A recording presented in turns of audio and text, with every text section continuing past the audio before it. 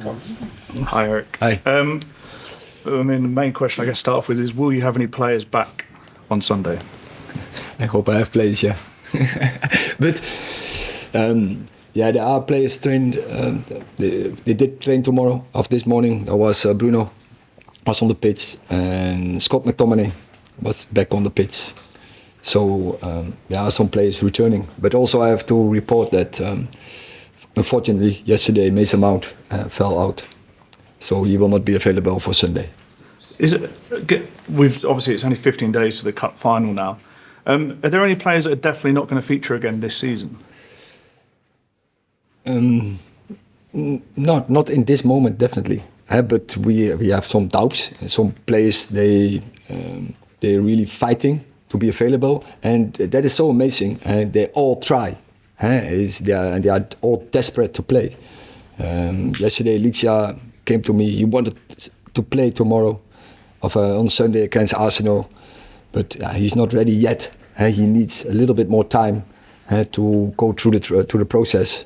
But he is so desperate, and there are more. Rafa Varane, Victor Lindelof, Luke Shaw had a setback in his process as well. But there's still a hope, and he will fight to be available for the final. Martinez is keen to play in the cup final, but he's had 3 injuries this season. He's back on the grass. What's his situation? I just tried to explain. He is desperate to play. He misses so much. The team missed him, and he wants to play. But as you say, he had 3 injuries across the season, and he's almost there. So injury free. So he's in the end of the healing process, and now he has to get back into team training, into matches. Is there a situation where you're almost on the verge of gambling with players' fitnesses, or would you never do that? I will never do a gamble with the player, never. It's about them, about their futures, because that's the most important, about their careers. I have to take responsibility for it. And of course, the club, that's the most important.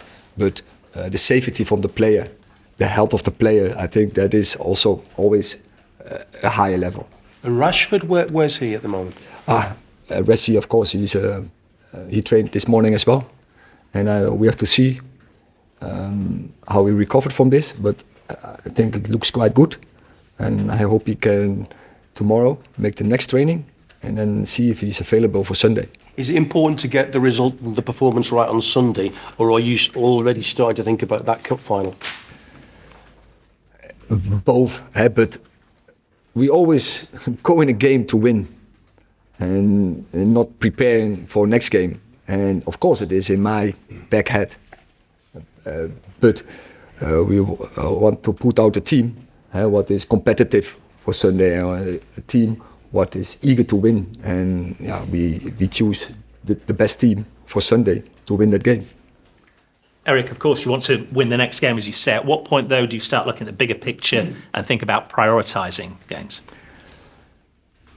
You do always. So I don't take big risks with players now to win on Sunday, and with the risk they drop out again. But I think it's not so different in a normal situation if you didn't have that cup final. And looking ahead to Sunday, Arsenal, how do you prepare for them? What do you expect? Yeah, we know all. It's one of the best teams, or probably the best team. You can discuss about this. Is City the best team, or is Arsenal at this moment the best team? Very ball secure. Very good structures. We know we have to play to absolutely our maximum levels to get a result in, but we are capable of it. Sam. What do you say to the fans, Erik, who probably look at this game and think after Monday we've got absolutely no chance? So you see the fans on Monday, they were our example. That is what I told the players. They backed us, and I think they see how we struggle. They see our problems we have. So they have a very good understanding about all the injuries we have, that we struggle, but they keep backing the team. So I'm very pleased with them. Just about Mason Mount. I mean, it almost encapsulates your season in a way that he came, big expectations, and he can never play again. It's very unfortunately very unlucky, and as you say, it's a symbol. But we have so many injuries, and it's difficult for all of us, for the whole club, but in particular the fans, and that's why they show unity. And when things are going bad, and you stick together, we will come out, and still we have to play for something really high. That's the FA Cup final, of course, and for the rest we will keep fighting in every game to get us also over the ranking into Europe. Samuel. Just on a relatable note with Mount, do you regret not signing Declan Rice because he was available for transfer in the summer, given his impact at Arsenal? He's a very good player. I would absolutely have fitted here, but not that I'm not happy with Mason. This is what you're suggesting. I'm very happy with Mason, and he's also a very robust player. You see if in his profile. He played, I think, the last 4 seasons. So this is the 5th. Then the last 4 seasons only had a small issue in the end of his Chelsea career. Before that, he played almost all the games 3 seasons after each other, with 3 days turnaround. He always played.